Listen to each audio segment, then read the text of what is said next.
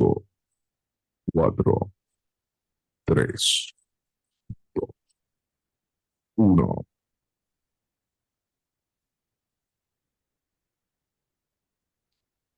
Y arrancamos. Hola.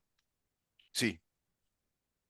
La explosión liberal que se tiene que venir en nuestros países. La gran explosión liberal. La revolución liberal. La revolución en pos de nuestra democracia, en pos de nuestros derechos subjetivos, de nuestras libertades, de nuestras garantías, de la estabilidad política y jurídica de nuestros pueblos, de nuestros ciudadanos.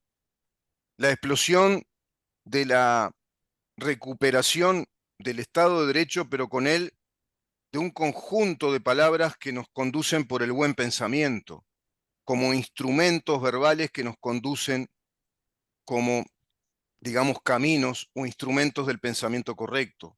Palabras como ciudadanía, palabras como derechos y obligaciones, derechos y responsabilidades, palabras como garantías, palabras como separación de poderes, poder ejecutivo, poder legislativo, poder judicial, palabras como representatividad, que nos representen en lo que delegamos en el acto sacramental del voto, representando los poderes constitucionales, lo que la Constitución establece. Eso es una democracia representativa. Estas palabras se tienen que reinstalar en el vocabulario popular. Las han erradicado. Han establecido una dictadura cultural. Han establecido la dictadura de la semántica neomarxista, del marxismo cultural, que sociedad de inclusión, que sociedad inclusiva, sociedad de la diversidad, el gobierno popular, la democracia participativa. Todo eso es semántica comunista. Todo eso es una narrativa comunista. Y van permeando a través de esa semántica, no solo en el voceo callejero, en los estrados públicos, sino fundamentalmente en las aulas de la educación. En el sistema educativo está la madre del borrego, dice el eminente Federico Jiménez, pensador, filólogo, historiador, periodista, empresario español de perfil democrático liberal, defendiendo su pobre España, también muy embargada en este tránsito hacia el socialismo del siglo XXI, desde el Grupo de Puebla, sustentando el régimen del Partido Socialista Obrero Español con Pedro Sánchez, quien se reunió hace muy poco con Yamandú Orsi, 2 semanas, para construir las estrategias políticas desde el Grupo de Puebla hacia el Frente Amplio, que ahora a su vez calla otorgando lo que pasa en Venezuela, pero a su vez con sus delegados estuvo en Venezuela recibiéndose, bueno, de manera muy cordial, muy fraterna, de parte del gobierno de Nicolás Maduro. Los únicos prácticamente que fueron muy bien recibidos, además, por supuesto, de delegaciones nicaragüenses, cubanas, de todos sus aliados, los aliados frente amplistas que están trabajando en pos de este régimen, de este modelo totalitario que representa el movimiento bolivariano, revolucionario, con el socialismo del siglo XXI, que encarna este psicopático de Maduro. Tengo este mensaje que dice: escuché en la radio una frase de un periodista inglés. Se puede entrar al comunismo por las urnas, pero no se puede salir de él de la misma manera. Nunca mejor aplicado que en el caso de Venezuela, ¿verdad? Es clarísimo. Es lo que planteaba yo al comienzo del programa. ¿Se puede permitir que fuerzas políticas, expresiones políticas, jueguen el mismo juego democrático del disenso, el consenso, la libertad en el voto, la movilidad política, el respeto a las minorías, el respeto al resultado de las mayorías y sobre todo, fundamentalmente, el respeto, ahí sí, irrestricto a los principios constitucionales? Pero que ellos te dicen, cuando lleguemos al poder sobre la base de este juego democrático que ustedes tienen, lo vamos a tirar abajo porque estamos emprendiendo una revolución socialista. Estamos emprendiendo una revolución en el marco internacional, en este caso, en este periodo histórico, que es el marco del Foro de San Pablo, Grupo de Puebla, los países alineados Venezuela, Nicaragua, Cuba, gobierno ahora de Colombia, por ejemplo, Bolivia, pero que a su vez también, con artimañas políticas, juega muy bien su juego el mentor del Foro de San Pablo, Ignacio Lula da Silva, en una especie de, bueno, autobombo democrático. No olvidemos que las elecciones en Brasil fueron amañadas, muy cuestionadas, y hoy le viene muy bien a Ignacio Lula da Silva también plantear a nivel internacional que reconozca los votos, que acepte el resultado real cuando se lo dijo previo al acto electoral, y ahora Brasil plantea a través de su presidente que es cuestionable el resultado. Y queda ahí, y queda bien, y queda en una declaración correcta, políticamente hablando, ¿no? Una declaración correcta por la galería. Pero no olvidemos quién es Ignacio Lula da Silva. Pero por supuesto sus alineados, Rusia, China, Irán, Afganistán, Pakistán, Marruecos, las FARC trabajando fuertemente en organizaciones con Hezbollah, en la producción de las drogas como cocaína y sintéticas derivadas de los opioides. Están trabajando fuertemente desde esas ligas del crimen organizado, sustentando movimientos políticos de izquierda, como por ejemplo al Frente Amplio, a través de aquel compromiso que se instaló en el año 1994 en aquella convención del Foro de San Pablo acá en Montevideo, postulando a Hugo Chávez Frías como el futuro candidato político de ese movimiento que se iba armando en el continente y en Venezuela hasta que logran acceder al poder con un cambio constitucional, inclusive en 1998. Se puede entrar al comunismo por las urnas, pero no se puede salir de él de la misma manera. Así que en este año electoral, queridos compatriotas, hay que tener mucho cuidado, mucho cuidado.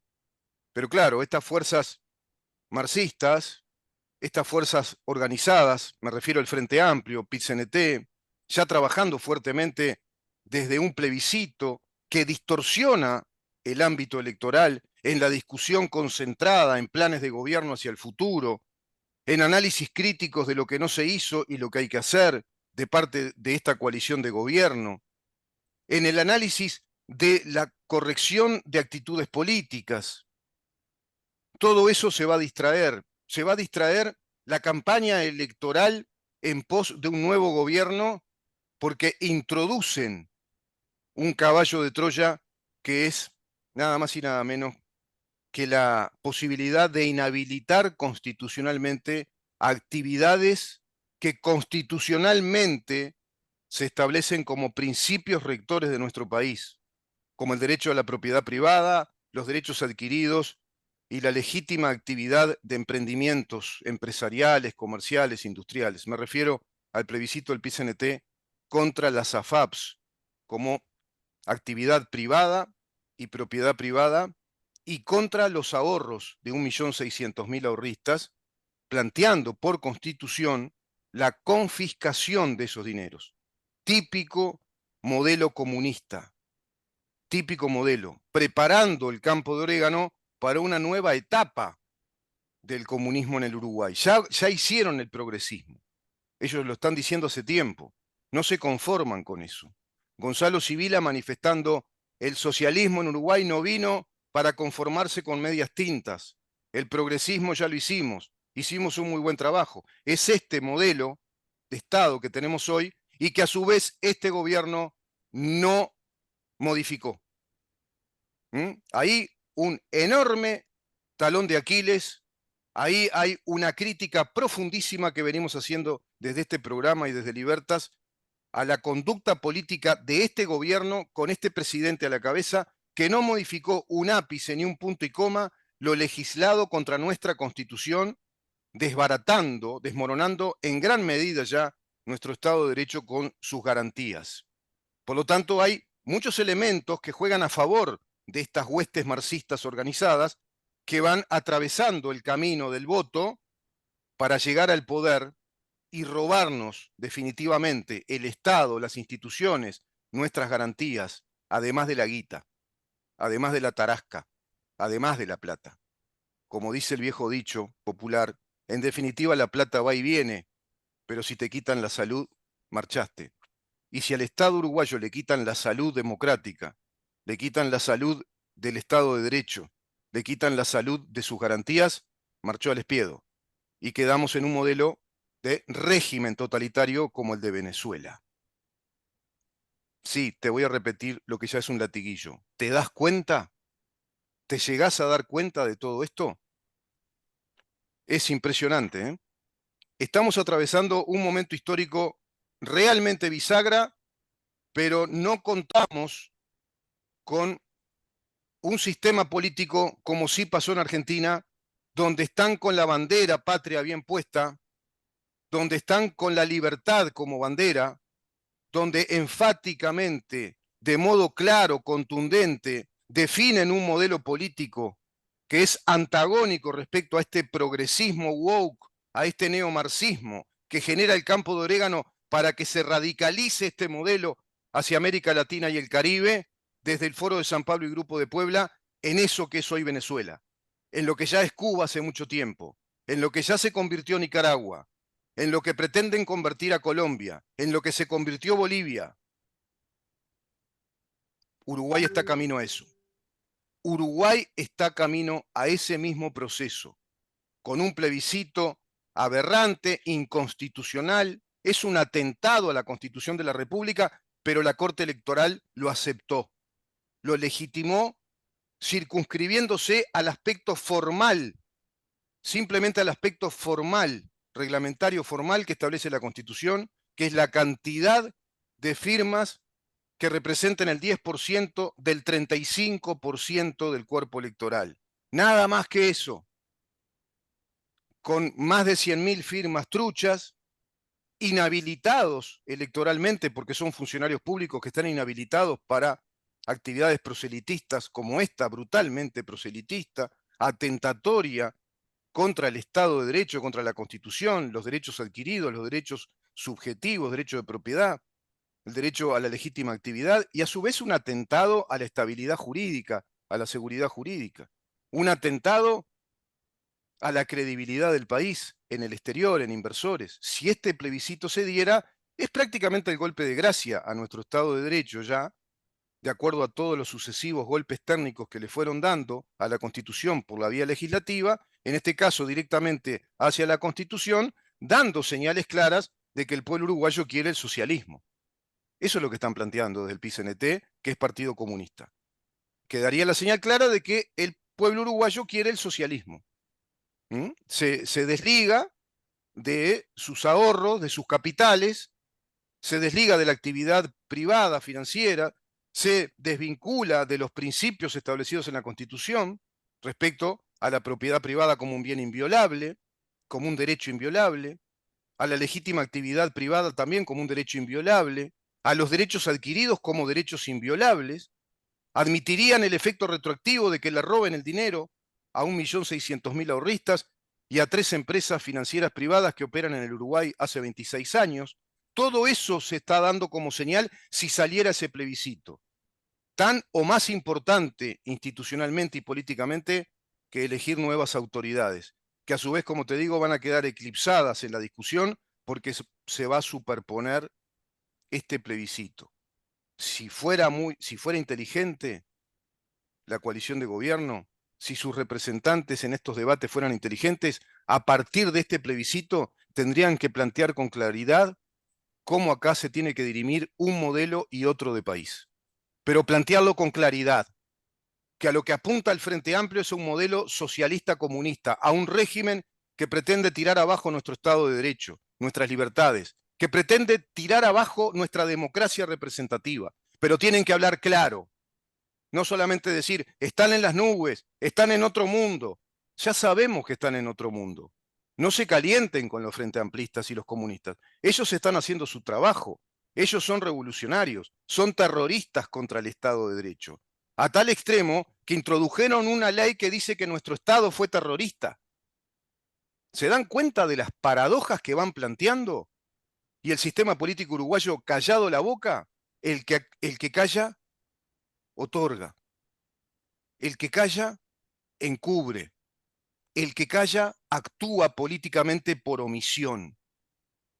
Hay delitos por omisión también, no solo por comisión de actos. No tenés que ser siempre proactivo para cometer un delito. Podés cometer un delito al no decir verdades, al no evidenciar verdades que son muy claras, contundentes y que perjudican a los demás.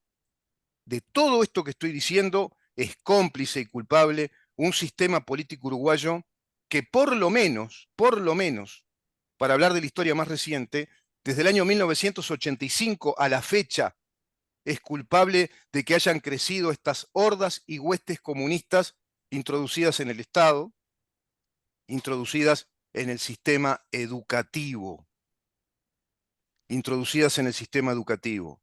¿Esto que pasa en Venezuela abrirá los ojos? No lo sé. Quizás sea un parteaguas en el Uruguay, porque ya están muy partidas las fracciones y las facciones políticas a nivel de la sociedad, fracturada a través de sucesivos años minuciosamente trabajados desde lo legislativo durante 15 años consecutivos en el gobierno nacional y durante 35 años consecutivos en el gobierno de la ciudad capital de la República Oriental del Uruguay y en muchísimos años consecutivos, si no me equivoco, 18 en Canelones. Pero no se hizo nada al respecto para tirar abajo ese proceso revolucionario del Frente Amplio que sucesivamente viene ganando territorios políticos, institucionales en el Uruguay. Ya lo venimos analizando, ¿verdad? A través de las leyes que son un caudal de sistemáticas leyes inconstitucionales. La ley de Fiscalía General de la Nación, la ley de la Fiscalía de Lesa Humanidad, la ley que ha creado el Código del Procedimiento Penal, la ley que creó la República FAP, la ley que creó la Institución Nacional de los Derechos Humanos.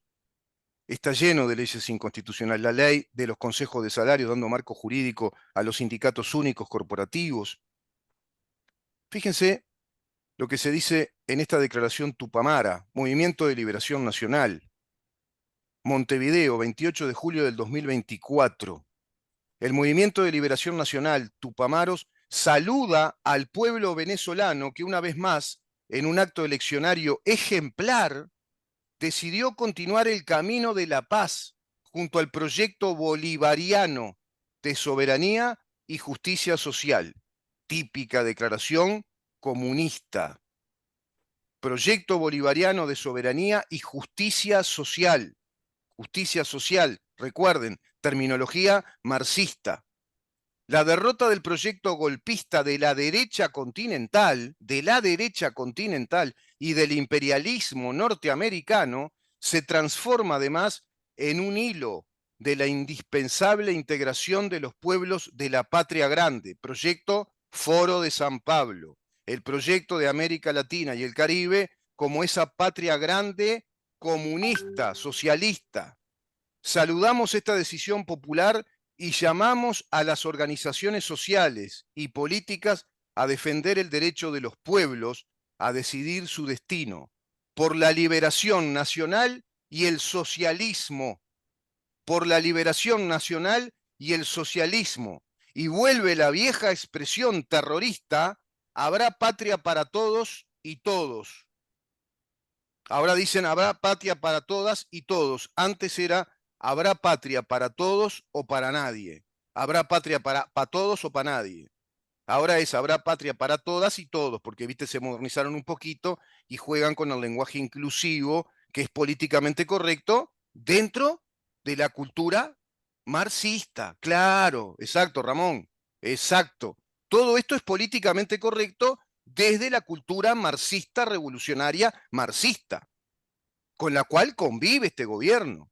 La ley de género, inconstitucional, delitos de género, ideología de género en la educación, la bandera LGBT, sociedad inclusiva, planes asistenciales. Convive con eso este gobierno y no ha desmontado ese estado ideológico que ya nos crearon los comunistas y los tupamaros. ¿Vieron que están vivos los tupamaros? Había gente que decía en redes, Moyano está cada vez más paranoico, habla de tupamaros, no existen más los tupamaros. Es el MPP, pero hay que ser banana, ¿no? Hay que ser bien cerradito, bien cuarto oscuro, ¿no? Buenas noches, cuarto oscuro. ¿Vos te parece que los tupamaros alguna vez dejaron de ser tupamaros? Tienen todo el aparato militar estructurado, armado, y siguen siendo MLN Tupamaros. Hicieron las mismas cosas. perpetraron las mismas estrategias, los robos con Miguelitos, la andanada de robos a las casas de cambio, la andanada de robos a las estaciones de servicio, a los supermercados, a las casas de cobranza, y de, como las red Pagos y Habitat. ¿Se acuerdan de eso? No sé, ¿o ya se olvidaron? Bueno, todo esto se está manifestando en la República Oriental del Uruguay. Pero, claro, no te calentes contra esto, no te podés calentar, porque ellos hacen su trabajo. El problema es quienes alimentan a estos chanchos, le rascan el lomo, les cuidan el chiquero para que sigan reproduciendo chanchos en el chiquero. Ese es el problema. Miren esto. Acá está Maduro con Mujica, acá está el ebrio borracho Marcelo Abdala, y acá está Fernando Pereira, que están defendiendo estas elecciones. Están diciendo que acá se está adelantando demasiado el cuerpo político uruguayo y que el presidente se apuró, que esto es un resultado electoral absolutamente cierto y correcto y que está ajustado a la ley. Eso dice Fernando Pereira. Eso dicen estos tipos que pretenden el gobierno del Uruguay, que pretenden ser nuestros gobernantes, pretenden ser los que dirijan los destinos de la República Oriental del Uruguay. Esta gente, y sí, acá habría que decir, sí, Ramón, sí. Ah, si te gustó esa, ¿no? Despierten, uruguayos, despierten, parafraseando al prócer de la izquierda, ¿no? Resultado electoral en Venezuela, fíjate vos acá, resultado electoral en Venezuela. Registro electoral aproximado presente en Venezuela, 14 millones de votantes, datos base del Exit Poll.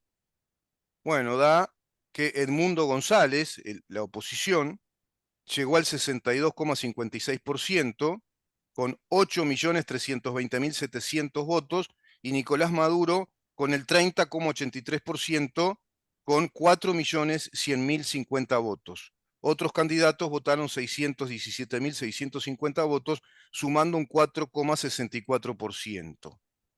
4,64, es decir, 456, 67%, casi 68% rechazó al gobierno de Nicolás Maduro, entre la oposición mayoritaria y el resto de los candidatos que son oposición al gobierno.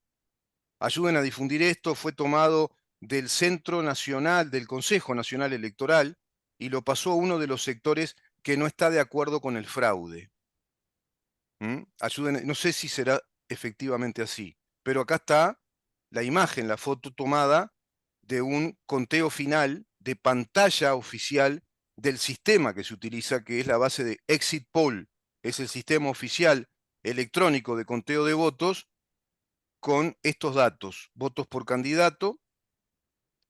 Acá está, entonces, dejo esta imagen que deja muchísimo, digamos que pensar, ¿no? Deja muchísimo que pensar. Vamos a ver si encontramos otro ejemplo más de todo este fraude y a su vez de la alineación, de la alianza de sanguínea ya que tiene el Frente Amplio, el PCNT, la FEU, con este modelo venezolano, con este régimen totalitario, porque ahora van a pedir el voto y van a pedir además el voto para un plebiscito que atenta contra nuestra Constitución y nuestras garantías constitucionales, contra nuestros derechos. Esto es un documento que habla del comportamiento de los tupamaros en aquellos tiempos tan desgraciados que hoy nos cobran mucha guita.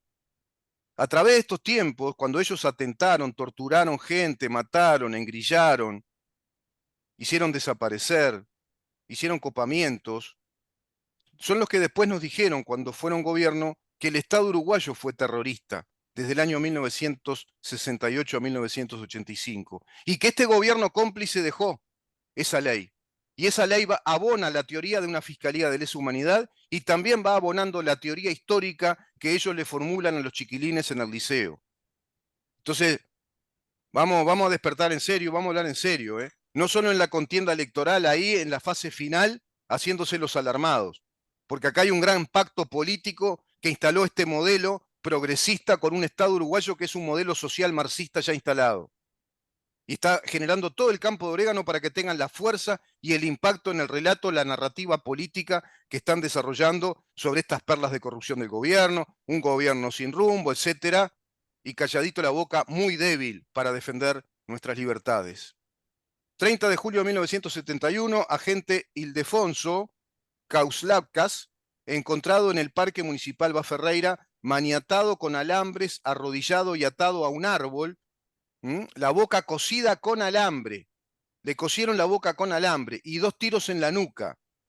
Perfecta ejecución soviética. Los tiros en la nuca. Se les pegaban tiros en la nuca a los espías, contraespías, que le fallaban a la revolución soviética. Es el modelo soviético de pegar, es decir, de ejecutar al traidor de la revolución con tiros en la nuca. Asesinos no fueron identificados. Típico procedimiento soviético, porque ellos aprendieron ese procedimiento dado que iban a la Unión Soviética a formarse militar, paramilitarmente y a nivel del espionaje. Este es el mundo en el cual estamos. ¿En dónde estamos? En este momento, en esta situación política. En Venezuela, lo que ya sabemos, y en Uruguay se nos viene una muy complicada de cara a octubre y noviembre. Espero que los uruguayos despierten. La seguimos mañana. Ramón, muchas gracias por estar ahí. La seguimos mañana a partir de las 10 de la mañana. Sí, para preguntarnos y para ver en dónde estamos. Chau.